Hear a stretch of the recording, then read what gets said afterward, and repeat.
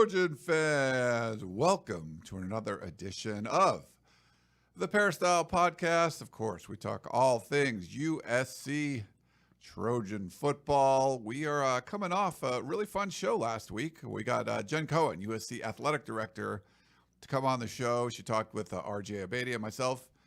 And the man next to me, Connor Triple-Double Morrissette. We are coming at you live on our YouTube channel at Inside Troy. If you're watching on YouTube, thanks very much. We'll try to put your comments and stuff up on the screen. And if you're listening across the Peristyle Podcast platforms, you can listen to us anywhere you can get a podcast.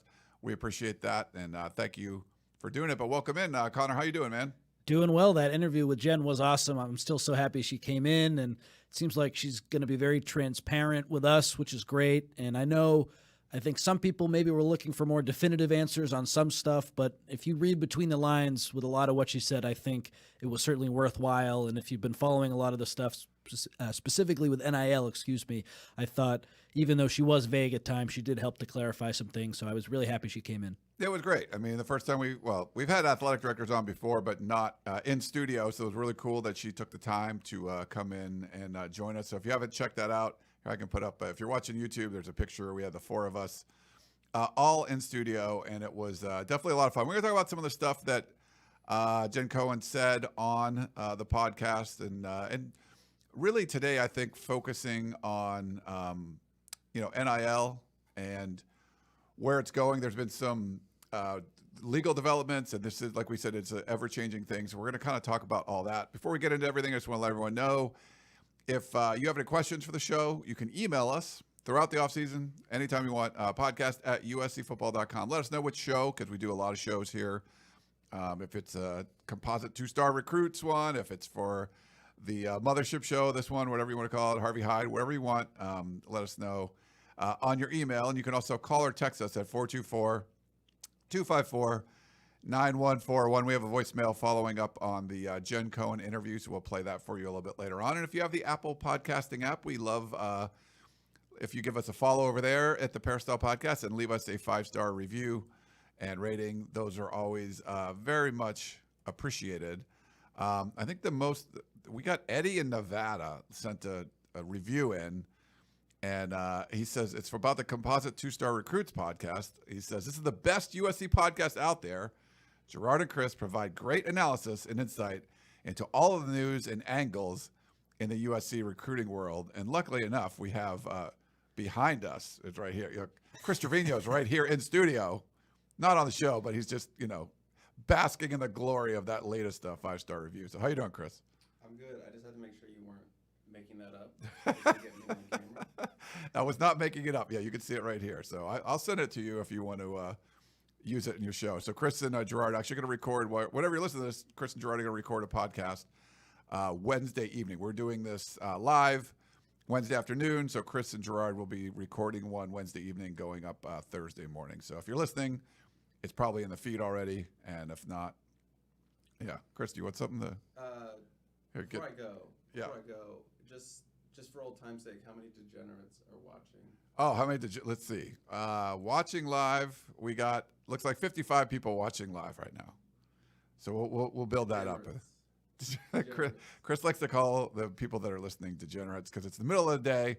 You could be working, but no. Thank you, everyone who's tuning in live, and if you left a review, we appreciate that. Well, do want to thank our sponsor, Trader Joe's. I've had, my mom was in town, Connor, so we made multiple trips over to Trader Joe's. And it's funny, we get people giving us recommendations of, oh, you got to try this. You should try this one. I love that. But we went in there. I did a fish fry sort of night.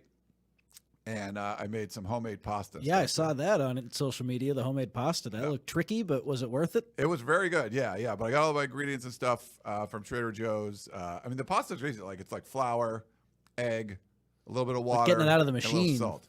Yeah, I'd screw that up. So I got a KitchenAid mixer. And so, yeah, you can make the dough in that. There's like a dough hook, so it spins around. And once you get the dough, you have to let it sit for a little while. And you kind of flatten it out some. Make it into pieces, and then there's an attachment, and you put it through the roller, flatten it, you fold it, keep flattening it until it comes out kind of cool. Then you thin it out. So there's like different settings of flattening. So you go 2, 3, 4. And then once you got it, like a nice big long piece that's flat and even, then you put the cutter on and you run it through the cutter. And then you got, and it's great. It's really cool. But anyway, we went to Trader Joe's a bunch because we had, I forgot this. Got over there and pick up everything at Trader Joe's. So hopefully you guys can go check out Trader Joe's. They've been great to us over the years, so we want to appreciate their sponsorship. And yeah, I love going there. So it's really cool that there's one in Hermosa, like right near my house. I used to have to go all the way to Manhattan, which is a couple miles away. Now I can like walk, so it's pretty good. Oh, poor you living down here in Hermosa, Manhattan. I know, it's just terrible. Yeah, I like walking around different places and stuff. Okay, well, we want to get to some different topics today, but really the main one is having to do with name, image, and likeness. And if you saw, I think it broke this morning. So there was the NIL world. We talked about this with Jen Cohen. There's not, there was kind of these vague guidelines by the NCAA. And I think Ari Wasserman put it one way that I liked, where there's a speed limit.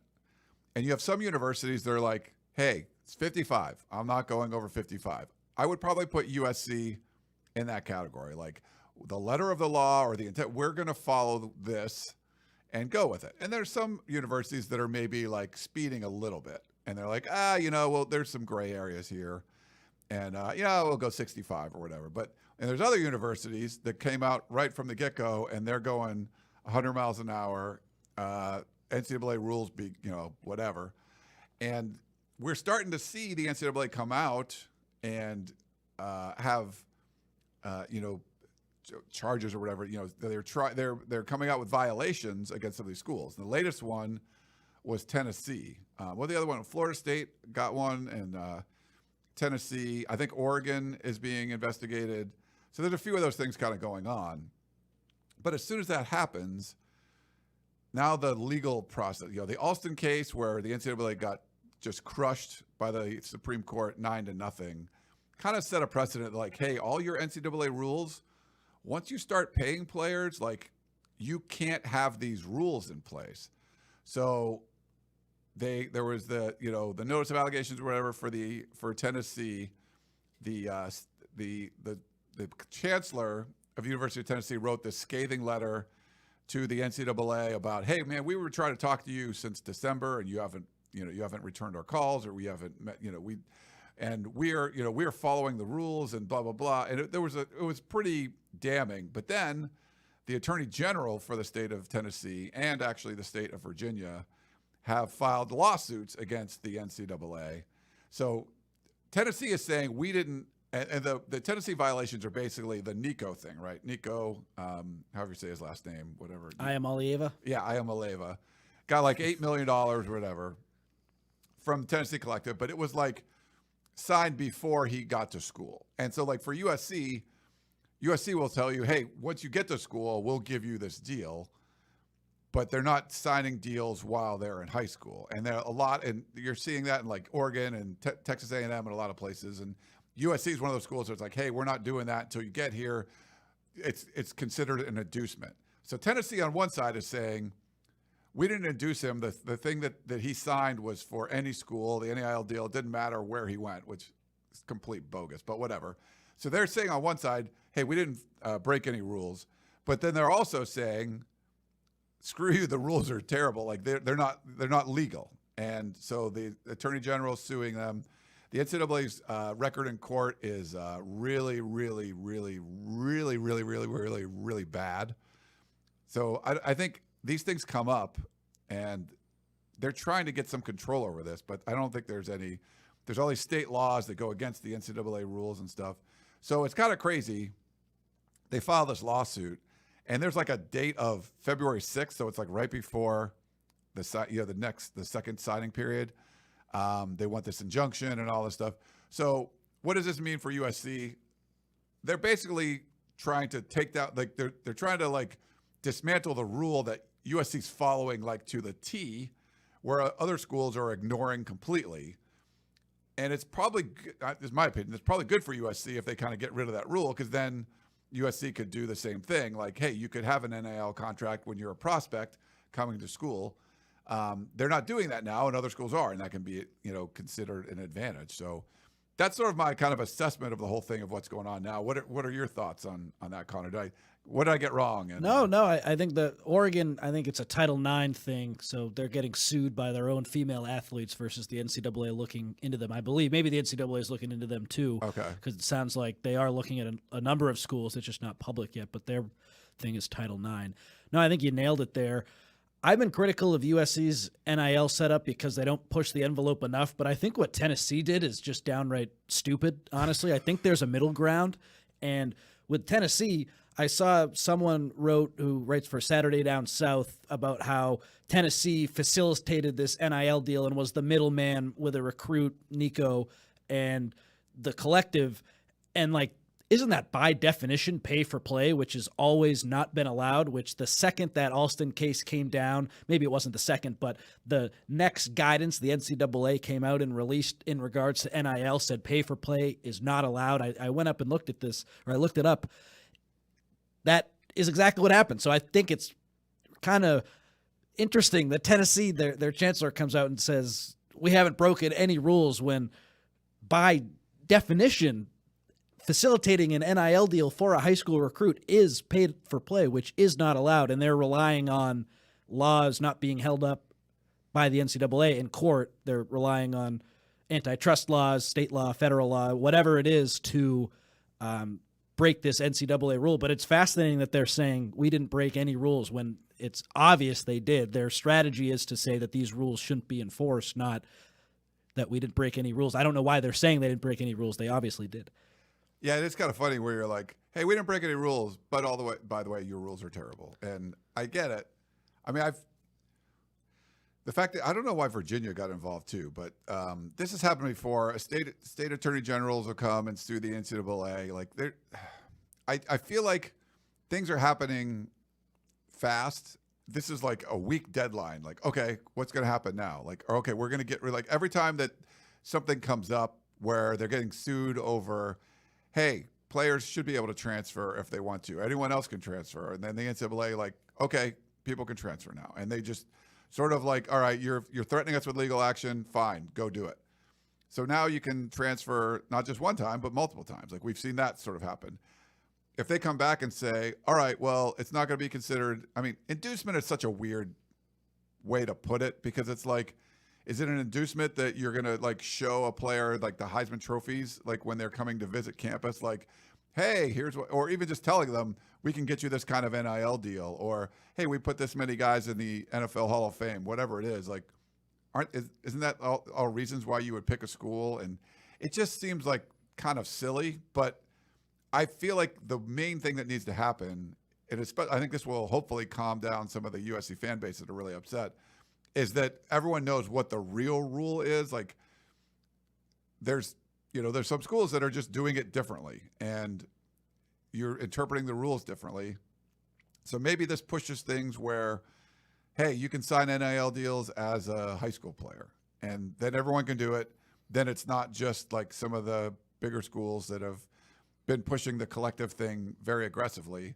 So maybe it helps. I don't know. But I feel like this could be good for USC, this case. But I don't know. What do you think? Well, just as it pertains to USC, I think, as I said earlier, there's a middle ground between brazenly just going against these rules because you think they're bad rules like Tennessee did, and sort of pushing the envelope in a smaller way like a Texas or Ohio State does, as we see setting up some marketing agents to facilitate contracts, where I asked Jen Cohen about that. She says, that's not technically legal right now.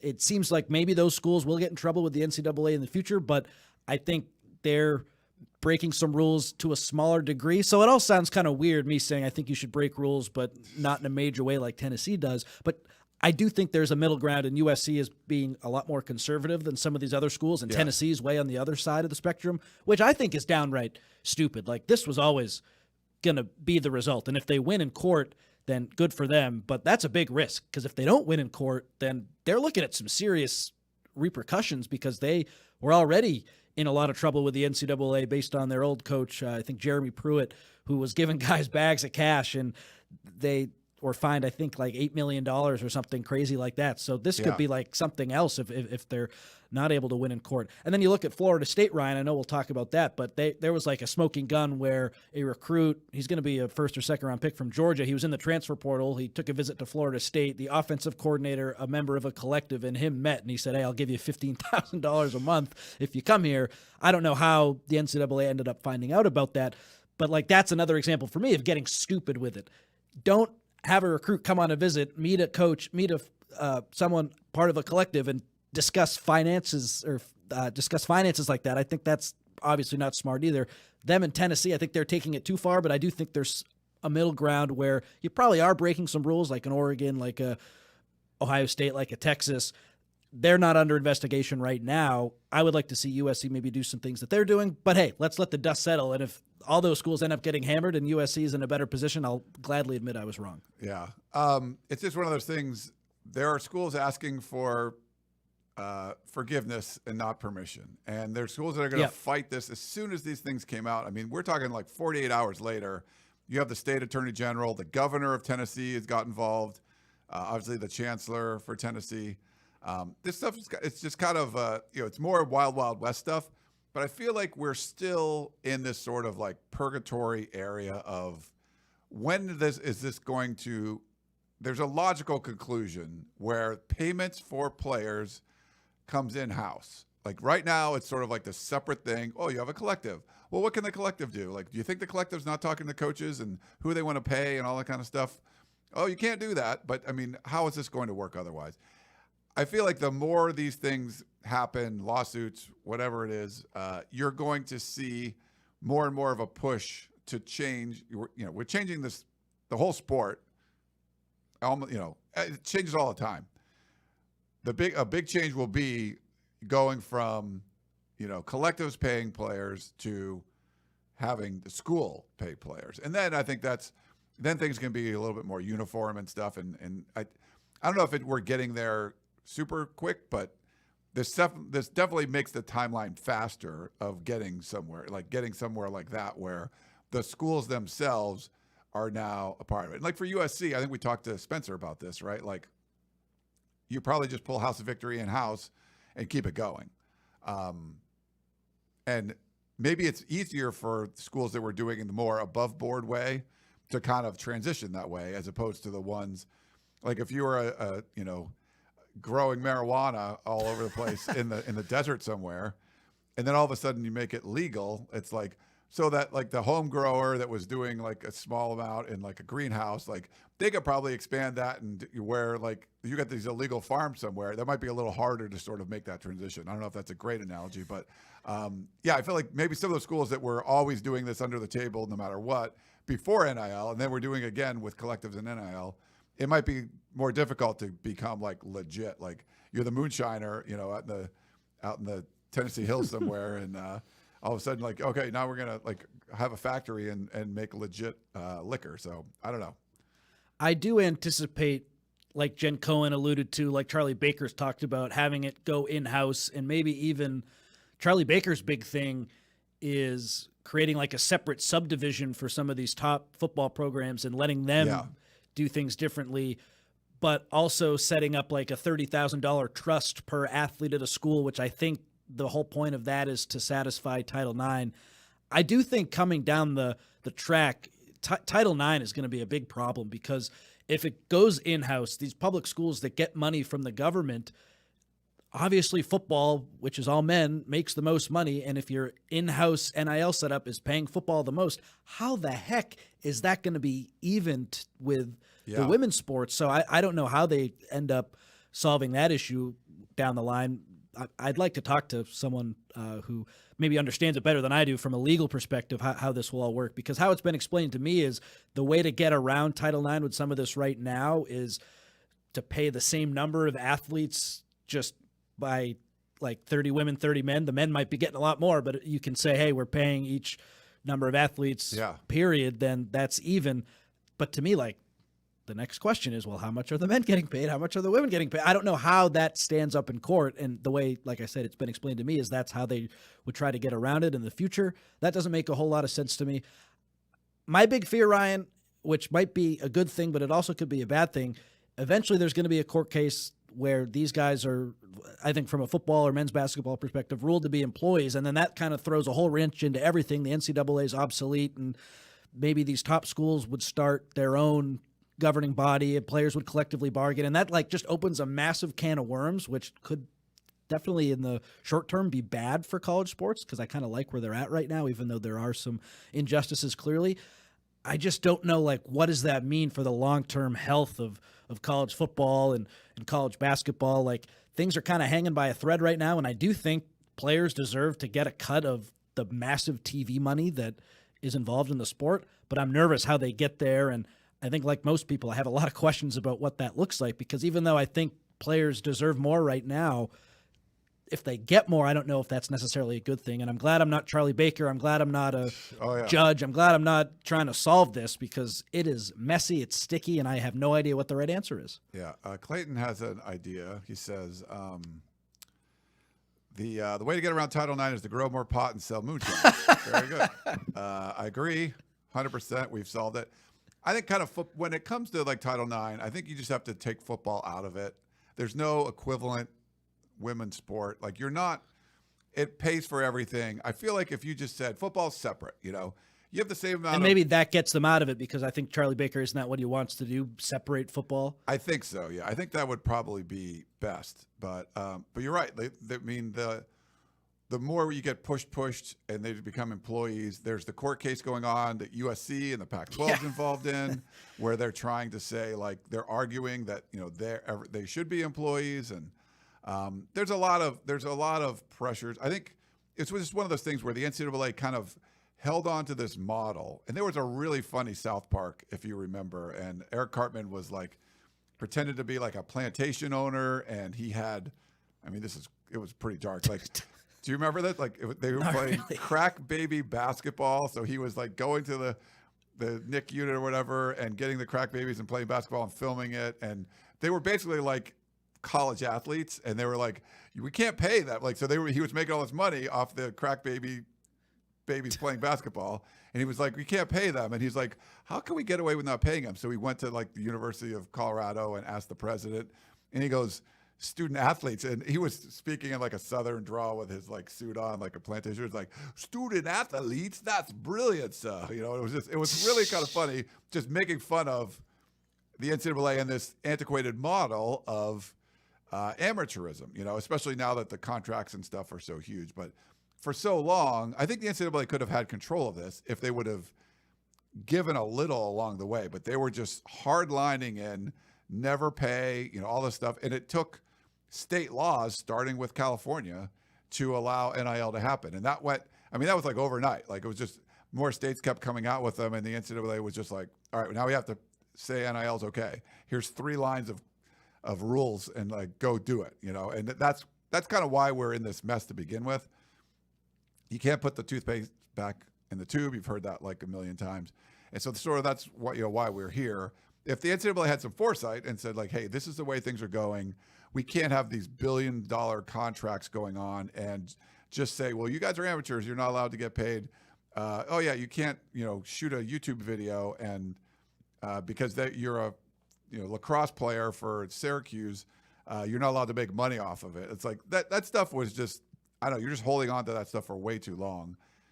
But now it's insane. And every time they go to court, they're going to lose. What you're talking about, and I think it might have been the Yahoo Sports podcast they were talking about it. It's like, this can be a bipartisan thing, because with the Democratic side, they're more interested in like fair labor laws. And then with the Republican side, it's more like free market stuff. So like, they're both agreeing on a lot of these things that, hey, those are unfair labor practices, or you have to let them make money.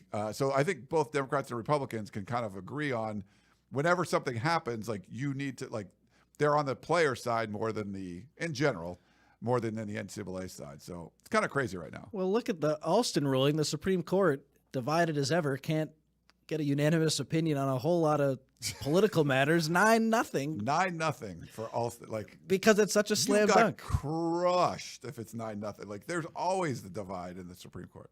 So I just don't know. Like, say Charlie Baker's thing goes through and stuff is separated and the stuff with the educational trusts for all the athletes, like $30,000. I need to do a better job explaining it. But his whole proposal is separate football and make it like NIL in-house and just sort of separate than other sports, and they can kind of govern how they want to govern for a lot of the bigger programs if they set up an educational trust worth $30,000 for every athlete at the school is my understanding on it. And like I said, I think that's to satisfy Title IX, but I feel like that opens up a whole new can of worms, and it just seems like it's spiraling towards employee status, which opens up way more cans of worms than the previous cans of worms that I was alluding to. I just don't really know exactly what is like the best case scenario right now because there's so many unknowns. Yeah. Up as Frag says, Ryan is right about Title IX of football. No equivalent to both injuries as well as revenue. Scholarship equity is one thing. Expecting pay equity when most or all women's sports are net operating losers is crazy. And that's true, but that's a problem right now that is ongoing. That is the big problem with Oregon, and that's going to be the big problem in the future. It's sort of where does that Title IX line end? Because the scholarship thing, yeah, you got to have equal amount of scholarships. That makes sense. But if you got to have equal amount of scholarships, even if it is a free market in the United States, how come the scholarships have to be the same, but not how much these players are getting paid by their school?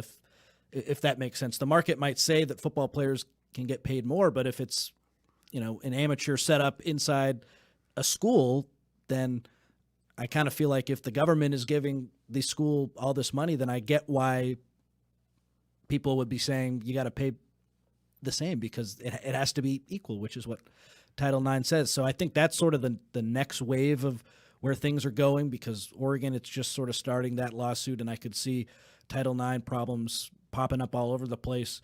Even at USC, I know there are Title IX concerns. So I definitely agree with what the commenter said, but I don't know if there's a precedent right now for NIL in Title IX, and I think we're going to get one soon, and that will obviously change things depending on what happens. Yeah, it's I think the one thing, if this does go through and you're going to there's some football player making $250,000 and you have to give the same amount, it's basically double whatever you have to pay them. It's really going to cost you $500,000 because you're going to have to filter 250 to women's sports too. The answer might be what I said, though, as long as everyone's getting paid the same number of men and women, just not the same. That's how it's been explained to me, like I keep saying. But I don't know if that really that's going to hold up. Yeah. But then I would be all right, so anyone that has daughters out there, get them private coaches, and they're going to get paid a lot of money to go be on the golf team or swimming or whatever it is. If they're good at something, get them into a school that has football, because then they would be getting a whole bunch of money because the football players are getting it, they would have to get it too. All right, let's see. Oh, what about so yeah, we'll see. Again, this is just Jen Cohen was expecting changes this summer. I mean, this is happening less than a week after we talked to her, potential major changes to how we look at NIL and compensation and everything because of state attorney generals and governors and stuff getting involved. So curious to see what happened, but that just was happening this morning. So I thought it would be interesting to kind of talk about that. For USC, anything else on that, Connor? Anything you want to bring up? Or no, I think the overarching thing is sort of what I've said before, and I just want to clarify. I have been critical of the NIL setup because I think USC could be more aggressive. They could. But then Tennessee and Florida State take it to the other side of the spectrum, and they get stupid aggressive, which doesn't make a whole lot of sense, and you're sort of asking to get in trouble. And I think Tennessee's plan all along, I'm sure when the Nico thing went through, they might have been able to talk amongst themselves, these probably will get by these rules in a court of law. We're probably okay, but I'm sure they expected a lawsuit to come. Yeah. I'm sure they expected to sue and expected to challenge this when they were challenged, and that is their plan. And I think I'm happy that that's not USC's plan, because that feels kind of dangerous to me. Yeah, the Attorney General had something ready fairly quickly. The governor, yeah, it's amazing. The chancellor, boom. They knew this was not. Yeah, it's feel like they knew this was coming, and here we go. Mm-hmm. So it's been like I think it's pretty obvious USC is very risk averse, and I think it might be to a fault at some points. And then these schools are the opposite. Nice. We got over 121 people. 121 people, Chris, watching live now. So we got some more. Chris is still here. Yeah, he's still in the other room doing his work. He's like, yay. So there's, we're going to have a recruiting podcast a little bit later on. But now that the staff is set, if you're watching social media stuff at all, there's a lot of tweets and Instagram stories and everything about USC coaching staff out in the world, talking to different prospects and making visits and things like that. What's maybe the 35,000 foot level view of it, Connor, and Chris and Gerard can kind of get into more of the details. It would be nice if the recruiting stuff happened with a snap of the finger and we had another signing day and a new class, but we just got to let time go by, let these guys recruit. I forget who pointed it out, but someone on Twitter, it might have been Chris, it might have been someone else, just talked about how Eric Henderson has some really, really good relationships with high school coaches that I think could separate USC from some of these other schools. And I don't know if 2025 signing day this December, 10 months from now, USC is going to be landing 5-star defensive linemen or what exactly that looks like. But I think it's obvious that they're in a much better spot for defensive line recruiting than they were. And I'm sure Eric Henderson's a really great coach as well, because look what he did with the Rams, and his track record speaks for itself. But right now, when there aren't games to be played and it's just winter workouts, nothing really happening on the football field too much, I just logically go to recruiting, and it looks like Henderson is going all over the country, talking to a lot of high-profile prospects. And if USC with their NIL, that starts to get grooving, I just am excited to see what that 2025 class is going to look like, because to me it looks like the defensive staff certainly, I don't want to say like it's been figured out because you got to just see it on Saturdays, but it certainly looks to me like they're in a better position, at least from a recruiting perspective, a month in than the last staff was. And I think that's really the only logical takeaway you can make, like 6 weeks to however long all these guys have been here. We can't judge anything on the field, but I like what I see on the recruiting trail. Yeah, I'm liking it too. And I think what we were hearing behind the scenes when any of those guys were hired, Henderson for sure, but there's a lot of positivity of like, okay, that guy's really, really good. And we're most of the times wherever they left, they were going to be missed, and that was kind of the same thing when USC hired Jen Cohen. Like all the people I heard from Washington were like bummed because they really liked her. You're hearing, people being bummed about losing these different coaches to USC. So I think that's a positive. It does seem like they're hitting the recruiting trail harder. I think in general, the 5-loss thing did not sit well with anybody around USC. The administration, Lincoln Riley for sure, sort of lit a fire under everybody. And I think you're kind of seeing the collective, not collective, but like, not House Victor collective, but, there's a lot there. I think people are on the same page of this has got to get a lot better. And is there a quick fix? No, but I think they're doing the right things now. And, not getting rid of Alex Grinch last year, I think you're going to set this team back a little bit. But I think having really good coaches in place can fix a lot of things pretty quickly, potentially. We'll see if that potential comes to fruition. My fear with the staff, because they're so young, is if it does go really well, like these guys are just asking to get poached. Like if D'Anton Lynn has another home run successful season, he's going to be a head coach sooner than later. Maybe USC would get a second year with him, but if it's as good as UCLA last year, I wouldn't be surprised if he is the new hot candidate. And Eric Henderson, maybe it takes a little bit longer with him because he's co-defensive coordinator, probably not going to call the plays, but he's like a younger up-and-coming guy. And Doug Belk, I remember, was a couple cycles ago like this hot assistant, and then Houston sort of struggled, but I could see him going right back to the top. It seems like you're kind of damned if you do, damned if you don't. Alabama won all those titles and did so well, and then Nick Saban's replacing his offensive coordinator every year. Of course, you want to be where Alabama is, but we saw this year their offense, they made the playoff, but it wasn't as good as in years past, and Tommy Rees was that new OC, and Georgia had to replace their OC. When you're really good, you just take that because you're happy to be really good. I look at like schools like Iowa and Utah, which obviously aren't at the level of an Alabama or a Georgia, but the sweet spot is kind of that defensive coordinator who's just they're not going anywhere else. Like Yeah. the Utah Scally defensive coordinator, the guy at Iowa, they are not going anywhere else, and that unit is going to be good year in and year out. And those schools have their other issues, don't get me wrong. So it's really interesting to talk about that, because I think USC, they're sort of in this spot where it's boom or bust. If it's a boom, it's going to be awesome, but that coach could leave. And if it's not as good, they're probably going to stay, but there's a reason they're staying. It hasn't been as good, and that to me would be a bust. So that's going to be fascinating going forward. If the defense is really good, I'm sure D'Anton Lynn is going to have a lot of opportunities to move on. Yeah, and I don't have an issue with that, No. honestly. Like, USC's DNA is a little different. They're going to get the 5-star guys when they can. They're going to have Cliff Kingsbury's come in for a year or two and be part of the staff, and you're not going to get that with like Kyle Whittingham, right? And and Kirk Ferentz. You're not doing that. They're more of the steady, like they're more tortoise, and USC typically has been a hare. And if you want to try to win a national championship, you probably got to be a hare sometimes. What's amazing about what Nick Saban did is he could keep that going. Yeah. You know, Pete Carroll was burning bright for a while, but then just couldn't get back to that kind of national championship level, even though they were really, really good. He didn't replace assistants well. He promoted from within.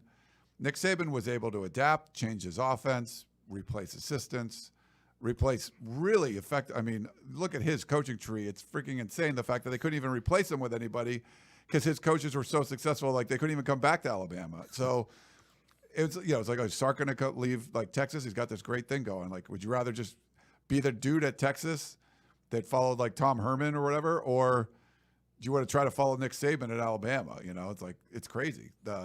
So I feel like that's kind of where you want to be if you're USC. That's just sort of your DNA. And I'd much rather say USC's defensive coordinator from last year is now like the head coach of Cal or something. Then USC's defensive coordinator of last year is now like defensive back coach for Wisconsin. Like, so I feel like you'd right? Like, what would you rather have? Good one. Because if you, I just made that up. So if if your defense coordinator moves on and gets like a head coaching job someplace, it's a more attractive, like, oh, I want to go there. I want to be the defensive coordinator at USC and go be a head coach somewhere. So I feel like you got to get to there and not the like, we're pushing people out because they're terrible at their jobs. If people leave early, they leave early. You know, It's a good problem to have. Absolutely. Yeah. Why am I blanking on his name? So he was a running backs coach for Indiana, and God, his son played at Sarah High School. I'm blanking on his name. So Chris is yelling it. Chris Deala McCullough. Yeah. Thank you, Chris, from the next room. I knew he was going to come in with that. So Clay Helton did not have a big Rolodex. Didn't go, wasn't like making weird outside hires or anything. The one time he really did that wasn't like this, I'm familiar with this guy and I don't know that many people hire, was Deala McCullough, who had recruited out of like SEC country to Indiana guys, and a couple guys made it into the league. Like, these were like 4-star dudes from like that were getting recruited by like Georgia and LSU, and they end up going to Indiana, and USC gets them. And his son plays at Sarah. He's really good, coaching the running backs. And then he leaves for, I believe it was the Chiefs the next year. And people are like, see, that's why you don't hire those guys. Like, no, those are exactly the guys you hire. Not everyone's going to leave after a year, but you want to get someone that's going to be successful. Go get, hey, who's a great running, like this guy at Indiana is recruiting from SEC country. Like, he's obviously good. Let's get him. And that was like the one time Clay Helton did that. And I feel like he got gun shy because the guy left after a year. I'm like, no, that's what you want to do. Like, you want to get like guys like that. And one of them's not going to leave after a year. If they stay 2-3, but they're super successful and they move on to a better gig.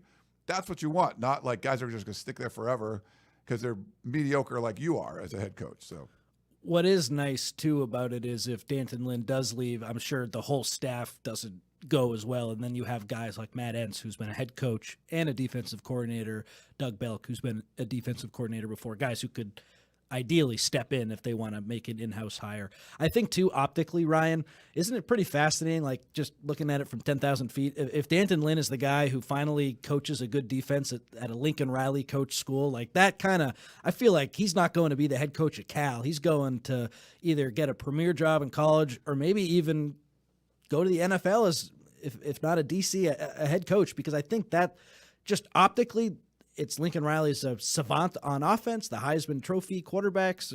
Everything he does on offense is great, but his defenses have historically been bad. If D'Anton Lynn is the guy who can fix Lincoln Riley's defensive philosophy and get USC going in the right direction and just have a defense that people are afraid of, I think that's going to open a ton of doors for him. And how can that not be a good thing? I'm talking about him leaving. If that's the situation, then you're right. You say, hey, open the door for him.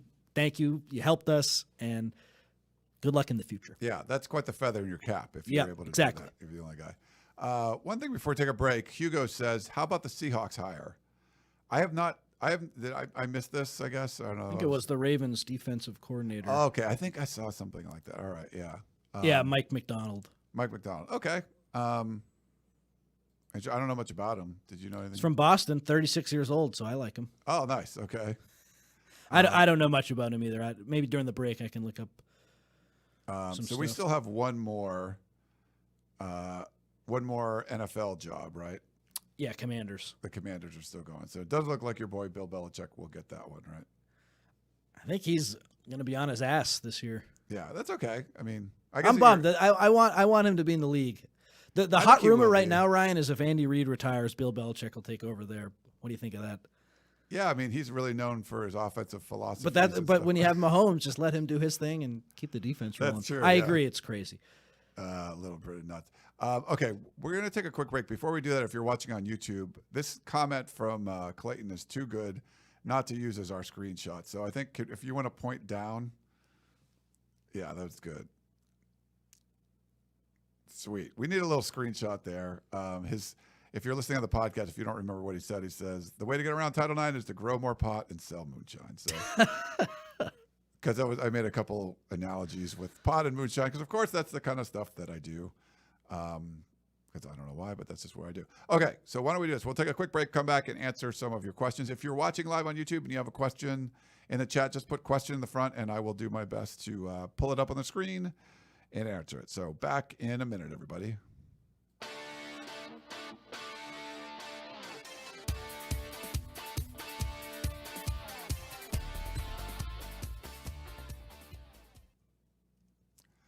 All righty. We're back here on the Peristyle Podcast. What's up, Connor? Do you have a good break? Yeah, so a couple things with Mike McDonald. Okay. People in the YouTube chat are concerned that because he's the Ravens defensive coordinator and D'Anton Lynn was in Baltimore, that him leaving could mean D'Anton Lynn takes the Baltimore job now. I don't see that happening, but seems a little, yeah. I get the link. I don't think that he's ready quite yet, but we'll see. And then Mike McDonald was the Michigan defensive coordinator in 2021, so there's a prime example of a really good college team overcoming the loss of their hot coordinator and a couple years later winning a national title. So I am talking about how the USC staff doing a really good job could lead to them leaving, and I'm sort of painting it in a bad light, but you're absolutely right. That's a good thing because that means they did a good job, and right now at USC defensively doing a good job, that's huge. For Work says if they make a run at Lynn, we should go after Vrabel or Belichick as a replacement. That'd be awesome if Bill Belichick is the. If Bill Belichick talked to us Tuesdays after practice every week, I'd turn in my paycheck to you. I'd do it for free. Oh my goodness! I'm going to try to make that happen. That's free labor. I love that. Yep, you heard it here first. He ends up coming in. Oh, that would be great. Yeah, we'll see. I mean, with D'Anton Lynn, but would Michigan, when coached by Jim Harbaugh, and Baltimore, John Harbaugh, they had a really kind of a symbiotic relationship where they were feeding coaches back and forth, where you could hey, I need to get this guy some seasoning. He comes to Michigan, or hey, this guy can get at the Baltimore level. He's like, hey, we want to get, he can go from a DB coach to a DC or whatever. We're going to move him up to Michigan. And curious to see if that still happens and if the Chargers are involved.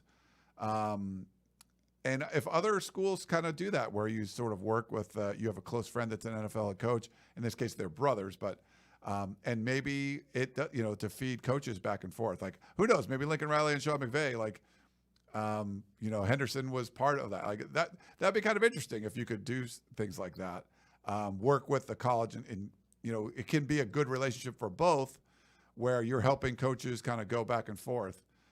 It seemed to work really well for Michigan and Baltimore. And then, D'Anton Lynn ends up coming to UCLA. and kind of do that there. So that was kind of interesting. I do wonder if D'Anton Lynn was still at UCLA, say USC did hire Jim Leonard, and now we see the Michigan job could be open. I don't know exactly what's going to happen with their defensive coordinator. Has he said if he's leaving or not? I probably should know that for sure. But Baltimore, their defensive coordinator's job's open. I think that's still probably a step too far. I wonder what looks he would get, though, if he hadn't just taken this USC job. Yeah. Michigan's defensive coordinator and strength coach are okay, yeah. So then that's two openings. Minter? Is it Minter? Yeah, Jesse Minter. Yeah. That's two openings that where Lynn would potentially make a lot of sense based on what he did at UCLA and then his connections to Baltimore. Either way, though, he strikes me as a guy who, like, it's kind of career suicide if you go burn USC and then do terrible. Cliff Kingsbury, I guess it's not career suicide for him because he did that to USC and came back, so maybe I'm wrong on that. But you know what I mean? I feel like that's tough to overcome if it did go really south. You want to give Lincoln Riley your word and at least be here for 1 year. Yeah. All right. We have a voicemail. It was about the interview we did last week with Jennifer Cohen, USC's athletic director, and NIL. So let me play it for you guys. Yeah, hi. Watch your shows all the time. I even started watching a Triple Double. I just watched your podcast with Jen Cohen, and I want to comment. This is regarding NIL about what J.R. Abadia said. Kind of unbelievable. She wants the USC to play by the rules until the feckless NCAA gets their stuff together and we turn a corner. There will be no corner. Corner will never be turned. The NCAA will do nothing. You hired a coach for a lot of money, a good coach. He's coaching with one hand tied behind his back. And as far as, couldn't believe this comment, as far as USC should be content with watching enjoyable football, no, they won't be content with that. You want Pac-12 championship or Big Ten championships, you want the playoffs, you want championships. If you want enjoyable football, go cover Cal. And so that's my comment. I love it. I agree with everything. Yeah, it's RJ. That's my kind of call. Yeah, not JR, but yeah, that's all right. RJ. That caller, what was his name? I agree. Yeah, I think it was a little bit out of context too from what he was talking about. That don't be just doom and gloom, but I do want to see USC push the envelope a little more, especially now with the But I think USC was basically waiting for Congress or attorney generals or whatever to sort of like make it so it's an even playing field instead of like, okay, we're just going to go do push the limits a little bit on things. USC's really been conservative about that, and they want to do it the right way and all those kind of things. So I get it, but that might be changing now. I don't know. We'll see. But I like that call. We're not here for enjoyable football. We're here for championships, baby. I agree. Yeah. No, that's what you want. And I think that's what people were thinking in year one of Lincoln Riley. And then year two, it's sort of like, okay, now what? Now where are we going? So Corbin says Cal is not enjoyable football. Right. Yes. I kind of feel like for some games this year it was. Expectations for them were down. They had a young quarterback who kind of surprised people who I liked watching, that Mendoza kid. Mendoza was good, yeah. Jaden Ott was fun to watch, but, I mean, all their games weren't enjoyable, that's for sure. They got shellacked in their bowl. Yeah, and RJ went to Stanford, so he's probably not going to cover Cal, but that's all right. He's just a SoCal guy. Loves the Dodgers and all that kind of stuff. Okay, let's see. We got a couple emails. Let me get to one of these. Oh, first of all, and I should have done this at the beginning, and my apologies. I want to give a shout out, a buddy of mine, Scott, on the message board. He's a big USC guy. My mom was in town, and we went up to Hennessy's up at the rooftop there. It's a great view in Hermosa Beach of like the Strand and the ocean and the sand and the volleyball courts and all that. So I go up there, and then Scott's there with his family, lovely family, and says hello. And Aaron, his son Aaron, is probably like 7 or something, big fan, listened to the podcast, and I gave him the hello Trojan fans, and he was like, so Scott was telling him like, no, this is the guy from the podcast, and his eyes were like, what? And I did hello Trojan fans, and he was just like, they kept coming over and talking to me and stuff. So I just want to give a little shout out. He was a super cute kid and was really big into USC sports and football and all that kind of stuff. So Shout out to Aaron. Hello, Trojan fans. Yes, there you go. I can't do it. Can't hold a candle to yours. Your Ryan, voice that's is for better, sure. though. I like it. No. Frank in Sacramento, his non-question question. Ryan, so was Colin Cowherd right when he said USC should have hired Jed Fish 3 years ago? Lincoln Riley's tremendous, but we all laughed at the Fish idea in 2021. Yeah. No, I don't think so. I don't think that would have been. Well, Jed Fish, when he was hired at Arizona, got so much crap from people from all over the place, and now it obviously looks like it wasn't warranted. But imagine how much crap he would have gotten if he was hired at USC. And I think the crapometer when you're hired at Arizona is one thing. You can overcome that. But when you're like, people already hate you before you've even coached a game at USC, when a lot of people already hate you for a whole bunch of other reasons, I just wonder if he could overcome all that negativity. People were pissed when he got hired at Arizona because he hadn't really done a whole lot consistently. He'd bounced around a lot. There's a lot of bouncing. He was at the Patriots for a year, and he had a good resume, but the results weren't necessarily there.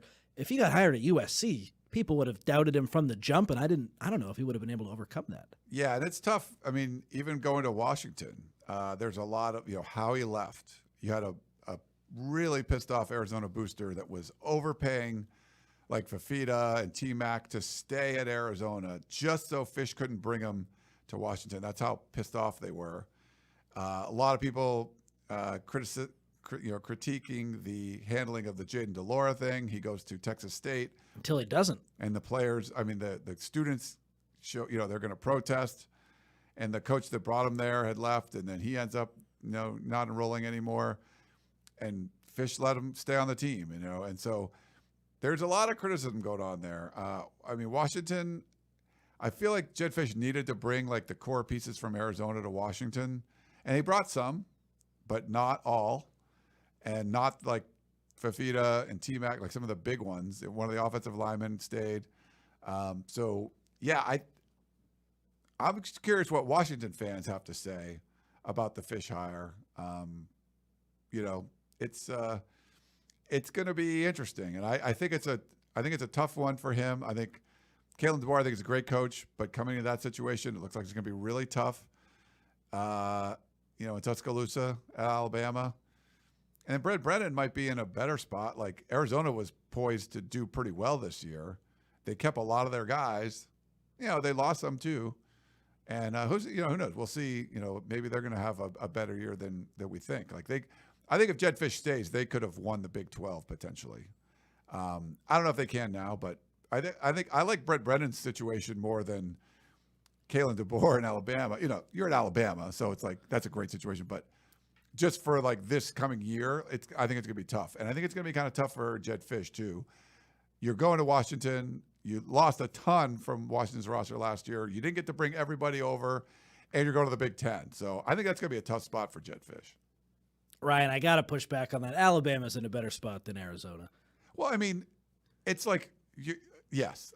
You're Alabama. If you draft both rosters, maybe T-Mac goes first overall, but then it's Alabama guy.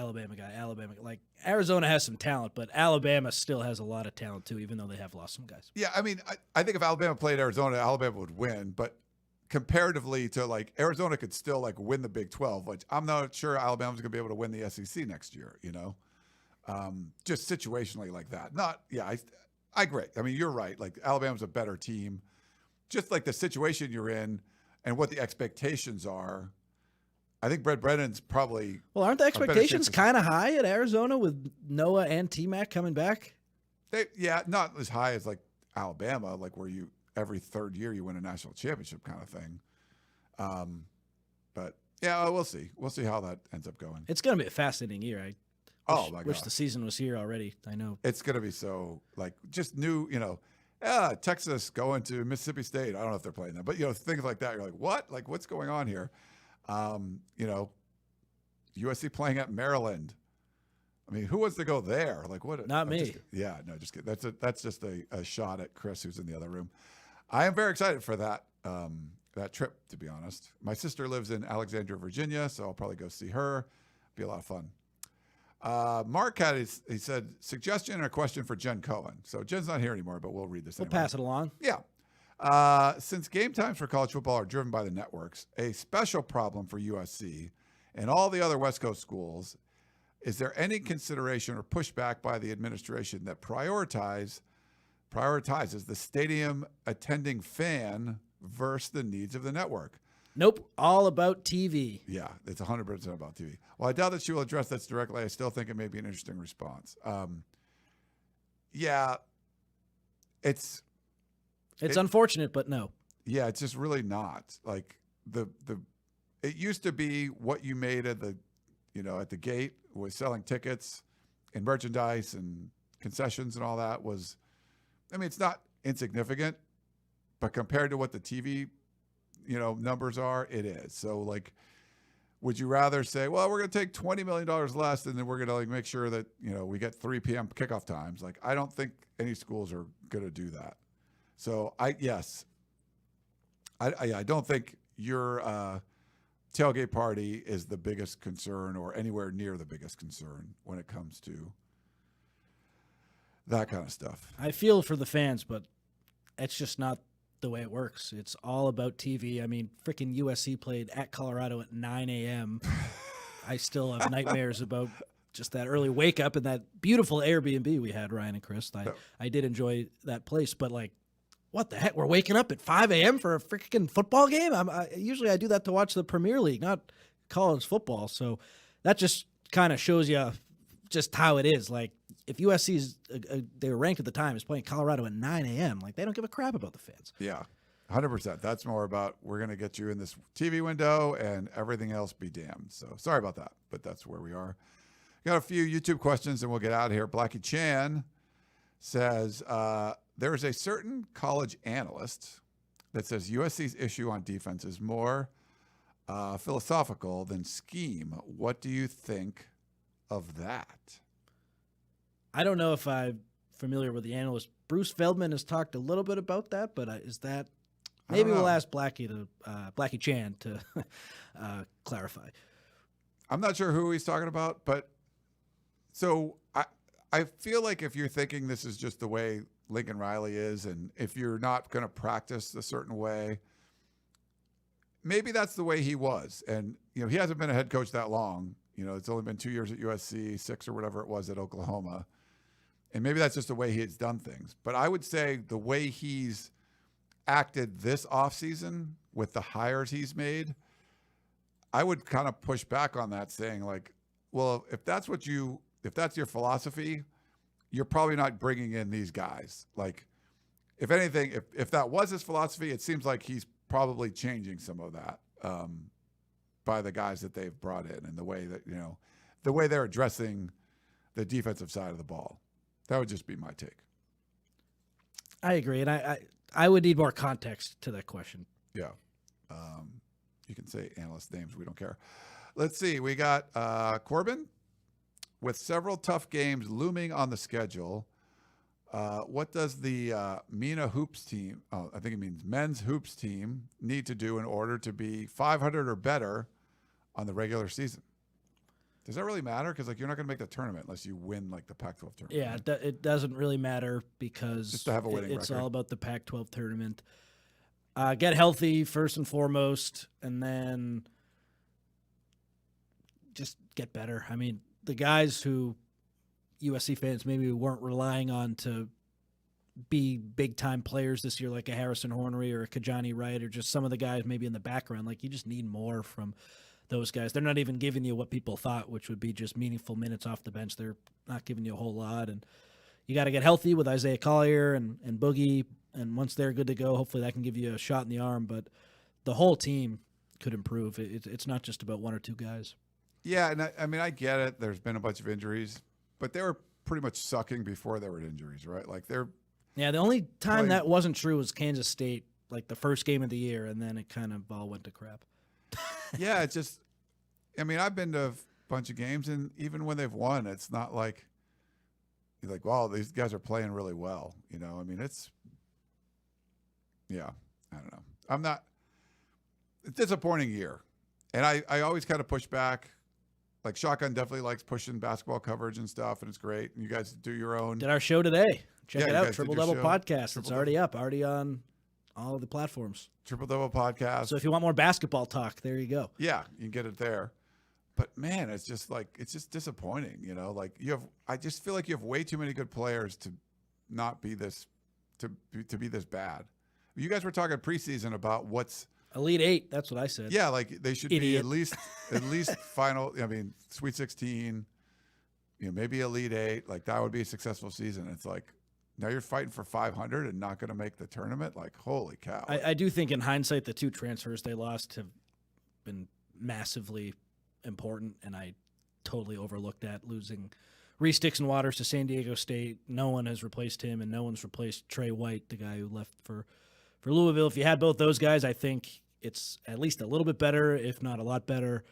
And they are 2 really good college players, and right now you just don't have a lot of really good college players on your team. So my bad for overlooking that. We got Lamont.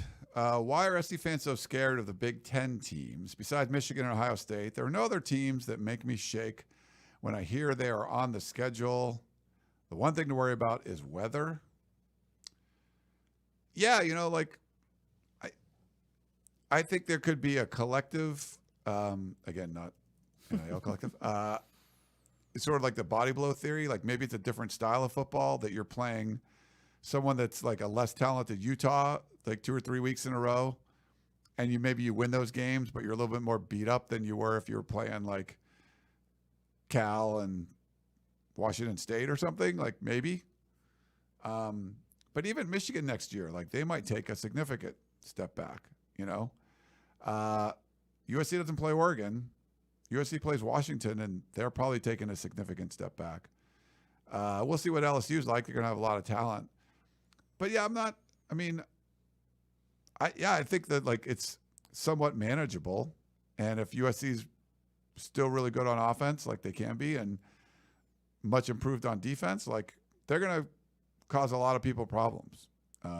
What we saw in the Holiday Bowl gave a pretty good Louisville defense a lot of problems. And if you can do that throughout a Big Ten schedule, I don't see why you'd be like, oh my God, this is going to be terrible. Like, no, it's just same kind of stuff, but there's just more blue bloods around, and that gets you more excitement. Like you rather going to play Oregon's one thing, go to play Michigan something else, like that's pretty cool. I just wonder about the consistency. Like, is USC next season going to be consistent enough to beat Wisconsin and then at Minnesota, at Maryland, Rutgers, Nebraska?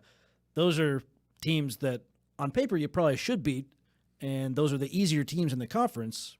But based on what we saw this past season, I know it's a lot different this year, but based on what happened last year, how can you confidently say, like, okay, USC is going to have no problem with those teams when they've had problems with freaking Cal? Yeah. All right. We got Chris in chat. You've heard of him, Chris Trevino. He's in the other room. Take it or leave it. USC beats both Washington and Michigan next year. Leave it. I don't think they're going to win at Michigan, even with all their changes. Interesting. Just to be different, I'll take it. Yeah, I think both teams are going to take significant steps back, replacing your national championship winning or making head coach. And Michigan's going to replace a lot. So, yeah, I'll take it. Why not? Who cares, They're losing a ton of guys, but I still believe in that program, and I think Sharon Moore has got them going. But we'll see who the heck will be the quarterback. Sharon Moore's young. He hasn't, been a coordinator very long. So, but he does have a win over Ohio State. He was the head coach when they beat Ohio State. So, pretty cool.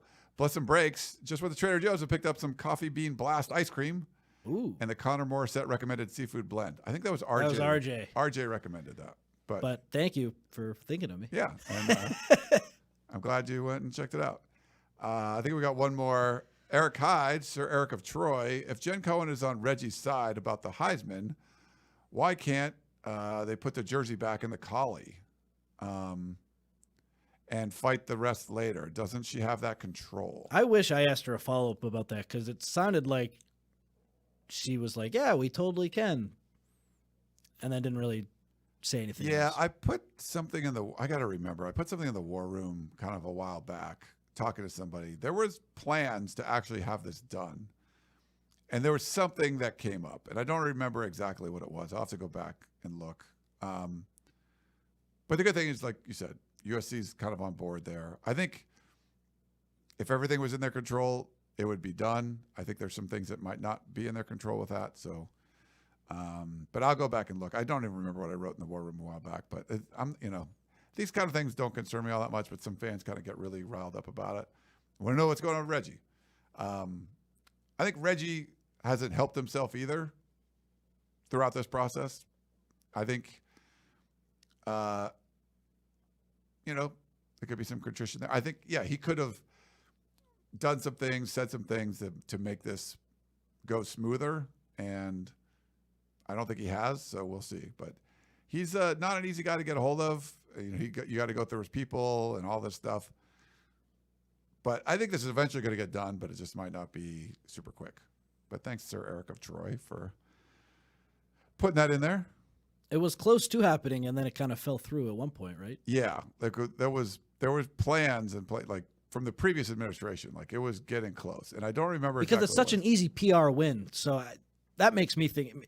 I wouldn't be surprised if Reggie is kind of like. Well, he said it too when I was at his press conference. He wants both things to happen, where he gets the Heisman and he doesn't want one without the other. Where celebrate the wins, man. I kind of think that's part of it. Yeah. So it's more on the Reggie side than anything. But whatever, we'll see. I think it's just one of those things. Like eventually, it's going to work itself out, and it'll be there. We're just not there. It's kind of like the NIL stuff, and we're in sort of purgatory. We're eventually going to get there where it's like stable, I think, and it's just the way things are right now. It's just the rules are changing every day, and that's kind of the place we're in. All right, well, I think it's going to wrap things up. We do appreciate everyone tuning in live on our YouTube channel. We are almost to 20,000 subscribers on YouTube. So if you're watching and not a subscriber, please hit that subscribe button. We love that. And please, before you go, hit the like button. It's completely free, and we, kind of helps push up those videos on the channel. But it's cool. Like I remember when we crossed the 10,000 subscriber threshold on YouTube, and now we're pushing 20,000. So thank you. Tell a friend or whatever. Share the video you're at. Share it with a USC fan and have them subscribe. That'd be cool. Very cool. And like I said, leave us a 5-star review on Apple Podcasts or wherever you get your podcasts. We love that as well. We love everyone listening across all the different platforms. It's a lot of fun to kind of reach out and, get to know some of the people out there. Listen to us talk about USC football at the end of January. I cannot believe it's January 31st, which is kind of crazy. But so next week, we got signing day, right? Or is that the week after? It's usually that first Wednesday, but it's so. What's the calendar like here? It's just like so insignificant now because of the early the signing 7th. day. So a week from today. So we will be. I thought it was Wednesday. Today is Wednesday. I'm all over the place. Yeah, the 7th. Wednesday, so the 7th. Yeah. Okay. Yep. Sorry. Don't listen to me. Brain fart there. Yeah. Try not to listen to Connor, even though we're on a podcast, and the point is you're listening to him. I was looking at January. I thought I was looking at February. So the state attorney general for Tennessee, like they put a deadline of February 6th, which is like the day before signing day. So anyway, but we will probably have some kind of show next week, maybe after signing day. We'll have to figure out the logistics of that, but we will be. They always have, or they usually have a live press conference on campus. We get to hear from Lincoln Riley. Assume that's going to happen, even though there's probably not going to be a lot going on for USC on the signing day deal. But yeah, we'll keep you kind of abreast of what's going on. But that's kind of the big thing that's happening next week is the second day, the more traditional signing period starts. So that's going to wrap up our show. For Connor Morrissette, I am Ryan Abraham. Hope you guys enjoyed it, and we will talk to you next time.